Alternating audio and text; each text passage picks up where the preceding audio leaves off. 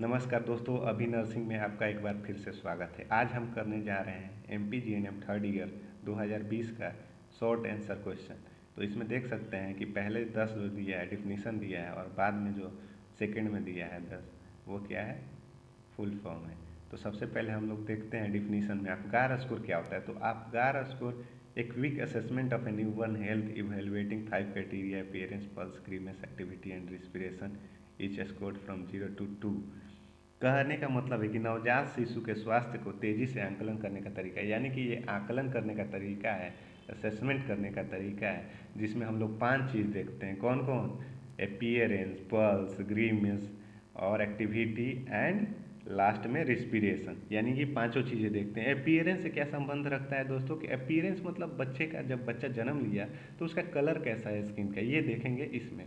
अगर कलर उसका अच्छा है तो उसको हम लोग 2 नंबर देते हैं, 0 से 2 में अंकित करते हैं। अगर कलर उसका ब्लू वगैरह है, यानी ब्लू कहने का मतलब ऑक्सीजन का कमी होता है, उसके चलते उसका कलर ब्लू हो जाता है, तो उस समय अपीयरेंस में हम लोग 0 दे देंगे उसको।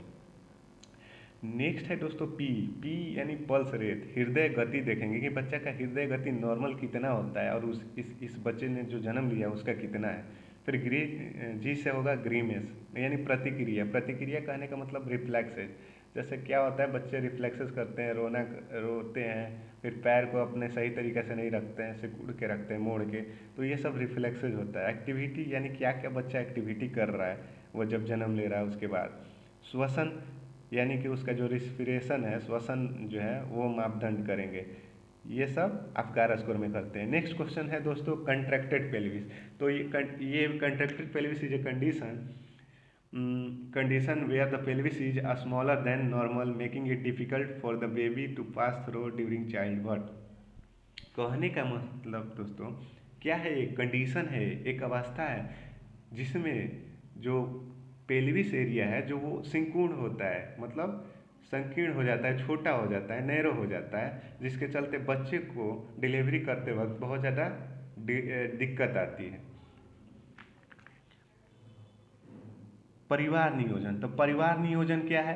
तो दोस्तों परिवार the practice of controlling the number of spacing of the children through the method of contraception और planned abstention to ensure the health and well being of family. कह रहे हैं परिवार नियोजन एक प्रकार का प्रथा है जिसमें जो जोड़े होते हैं वो डिसाइड करते हैं, जोड़े जो है डिसाइड करेंगे कि हमारे बच्चे कितने होने चाहिए, कितने साल पे होते हैं, यानी अपने परिवार के बारे में वो लोग प्लानिंग करते हैं कि कितने बच्चे हों, कितने साल पे हो, ताकि माता का भी और फैमिली का वेल्थ और हेल्थ दोनों सुरक्षित रहे, हाँ, स्वस्थ रहे।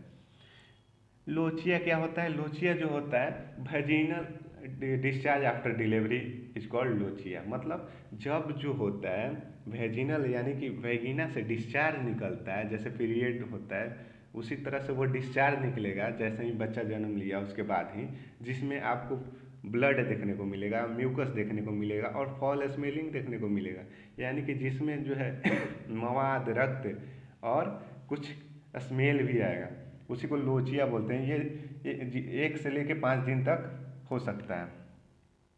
इंट्रायूट्राइन ग्रोथ रिस्ट्रिक्शन, जैसे लिखा हुआ है अंतर गर्भाशयीय वृद्धि मंदाता। रिस्ट्रिक्शन कहने का मतलब अवरोध, यानी कि जो बच्चा का जो बच्चा गर्भ में पल रहा है उसमें किसी कारणवश उसमें अवरोध आ रहा है, यानी कि उसका सही से डेवलपमेंट नहीं हो रहा है, ग्रोथ नहीं हो पा रहा है, तो उसी को हम लोग क्या कहते हैं, इंट्रायूट्राइन ग्रोथ रिस्ट्रिक्शन।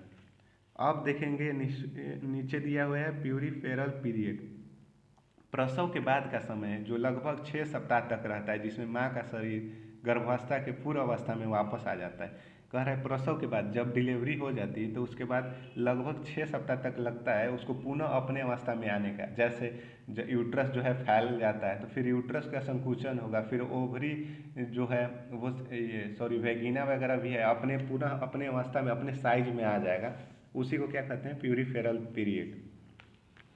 बंझापन हम लोग जानते हैं कि inability to conceive after 1 year of regular और अनप्रोटेक्टेड इंटरकोर्स, यानी कि 1 वर्ष तक नियमित असुरक्षित सहवास के बाद गर्भ धारण करने का असमर्थ और गर्भपूर्ण अवधि तक ले जाने में असमर्थ है, यानी कि कुछ ऐसे लोग होते हैं, कुछ ऐसे जोड़ियाँ होती है जो कि 1 साल तक इंटरकोर्स करता है, संबंध बनाता है, उसके बाद भी वो मते पीते नहीं बन पाते हैं, तो वो क्या, वो उसे हम लोग कहते हैं बंझापन कहते हैं। नेक्स्ट है menstruation cycle. The month cycle female involving preparation of uterus for pregnancy and shedding of the uterine lining if the pregnancy does not occur. ये जो है महिलाओं का मासिक रूप से होने वाली प्रक्रिया है। ये क्या है? मासिक रूप से होने वाली प्रक्रिया है जिसमें गर्भधारणा के लिए गर्भाशय की तैयारी होती है। जिसमें क्या होता है, गर्भ धारणा के लिए गर्भाशय तैयार होता है। अगर गर्भ ना होने पे गर्भाशय का परत का प्रवाह होता है। अगर गर्भ धारणा नहीं हुई तो उसका क्या होगा, जो एंडोमेट्रियम लेयर हो जाता है यूट्रस को, वही ब्रेक करके निकलता है, तो जिसको हम लोग पीरियड के रूप में जानते हैं। Eclampsia, a severe pregnancy complication characterized by high blood pressure and seizure typically occurring after onset of pre eclampsia. यानी प्री क्लैम्पसिया होने के बाद एक सीवियर कंडीशन होता है जिसमें ब्लड प्रेशर जो हो जाता है बहुत ज़्यादा हाई हो जाता है और झटके और दौरे पड़ने लगते हैं, उसी को क्लैम्पसिया बोलते हैं। और यहाँ पे हिंदी में देख सकते हैं कि लिखा हुआ है एक गंभीर गर्भावस्था संबंधी जटिलता जिसमें उच्च रक्तचाप और दौरे शामिल होते हैं, और जो आमतौर पे प्री क्लैम्पसिया के बाद होते हैं। जो इसमें क्या होता है, प्री क्लैम्पसिया के बाद होगा जिसमें हाई ब्लड प्रेशर और सीजर शामिल होते हैं। प्रसव क्या होता है? द प्रोसेस ऑफ, यानी प्रसव कहते हैं the process of child birth, यानी कि जिसमें नियमित संकुचन गर्भाशय ग्रीव का फैलाव होता है और जो शिशु जन्म में सहायक होता है। यानी कि बच्चे को जन्म देना, बच्चे को जिस प्रक्रिया से बच्चे का जन्म होता है उसी को क्या कहते हैं हम लोग, लेबर कहते हैं। अब देखते हैं दोस्तों दूसरा क्वेश्चन जिसमें 10 फुल फॉर्म था। तो DUB का फुल फॉर्म क्या है? Dysfunctional uterine bleeding. DUB का फुल फॉर्म क्या है? Dysfunctional uterine bleeding. CPD, सिफेलोपेल्विक डिस्प्रोर्शन, सिफेलोपेल्विक डिस्पोर्शन। क्या दिया हुआ है दोस्तों? नेक्स्ट MMR यानी मैटरनल मोर्टिलिटी रेट या रेशियो कह सकते हैं। जैसे मातृ मृत्यु दर कहते हैं इसमें कि कितने माता बच्चे देने के बाद या प्रेग्नेंट से लेके 1 साल तक 1000 माताएं में से कितने माता का मृत्यु दर होता है, वही ये है MMR। PV दिया है, PV को परवैगिनल बोलते हैं योनि मार्ग से। FRU फर्स्ट रेफरल यूनिट कहते हैं। AMTSL को क्या कहते हैं?